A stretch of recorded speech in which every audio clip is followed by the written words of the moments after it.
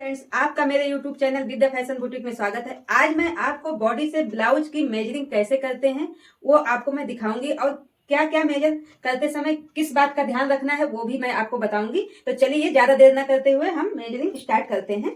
तो सबसे पहले आपको बैक पार्ट की लंबाई लेनी है। तो जो ये सिलाई है यहाँ से आपको ऐसे रखना है।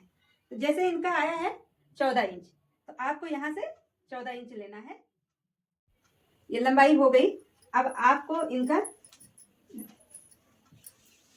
ये लोअर बस्ट है, यहां से आपको लोअर बस्ट का नाप जरूर लेना है।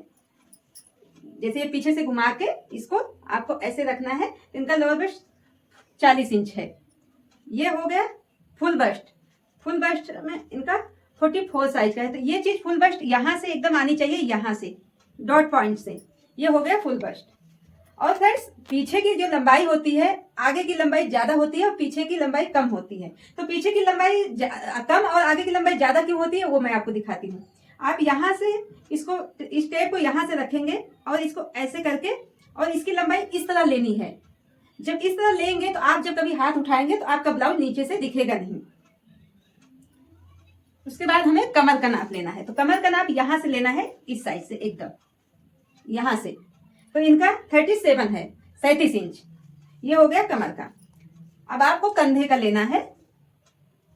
कंधा इनका है 15 इंच। अगर आप फुल गला बना रहे हो बैन वाला तब 15 रहेगा, लेकिन अगर खुला गला बना रहे हो तो खुले गले का कोई मेजरमेंट नहीं होता है। गला आप 2.5 इंच लेके 3 इंच, 2 इंच, 2.5 इंच, 3.5 इंच जितना आप चाहते हो तीरा काट सकते हो।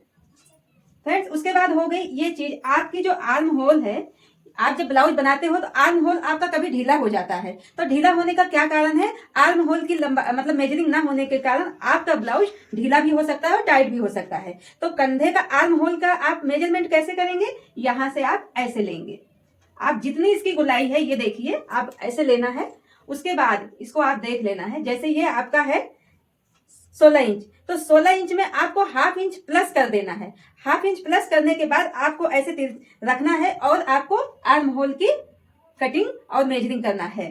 तो और उसके बाद फ्रेंड्स, बाजू की आपको बाजू की लंबाई लेनी है। तो बाजू की लंबाई यहां से आप ये जो यहाँ का ये निशान है मुट्ठे का, यहाँ से आपको ऐसे रखना है और कस्टमर से पूछना है कि आपको इतनी लंबी चाहिए, इतनी लंबी, कितनी भी लंबी हो वो उसके ऊपर है। तो ये बाजू की लंबाई हम मान लो 10 इंच ले लेते हैं।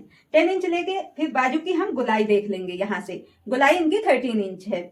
उसके बाद हम फ्रेंड्स, यहाँ क्या होता है, झोल आ जाता है। इधर इधर झोल आने का क्या कारण होता है? आप बाजू के बीच का मेजरिंग नहीं करते हो, तो बाजू के आपको बीच का भी आपको लेंथ लंबाई लेनी पड़ेगी, कितना है वो। उसके बाद जैसे आपका इसमें आया 13 इंच, तो आपकी उसको भी मेजरिंग करना है 13 इंच, तभी आपकी बॉडी का ये बाजू का सारा परफेक्ट नाप आएगा। और फ्रेंड्स, पीछे घूमिए। जैसे पीछे देखिए, यहाँ पे झोल आ जाता है ब्लाउज में, तो आपको इस तरह से ऐसे टेप को रखना है और हाथ को आगे कीजिए। जितना हाथ को आगे करेंगे, यहाँ से यहाँ तक आ रहा है, तो आपको यहाँ से यहाँ का मेजरिंग कर लेना है कि कहाँ तक सिलाई आ रही है। अगर झोल आ रहा है तो उसको उतना कम करना पड़ेगा आपको। ये हो गया बैक पार्ट की मेजरिंग। अगर आपको गला का नाप लेना है तो गला भी इस तरह रख के ऐसे, जहां आपको कस्टमर को जितना लंबा चाहिए उतना आप ऐसे यहाँ तक गला ले लेंगे। तो ये इनका है 10 इंच, तो 10 इंच यहाँ तक आ रहा है। तो ये हो गया गले का नाप। अगर आपको फ्रंट पार्ट का गला नापना है तो आपको ऐसे सीधा रखना है और ये 7 इंच है, तो 7 इंच है तो आपको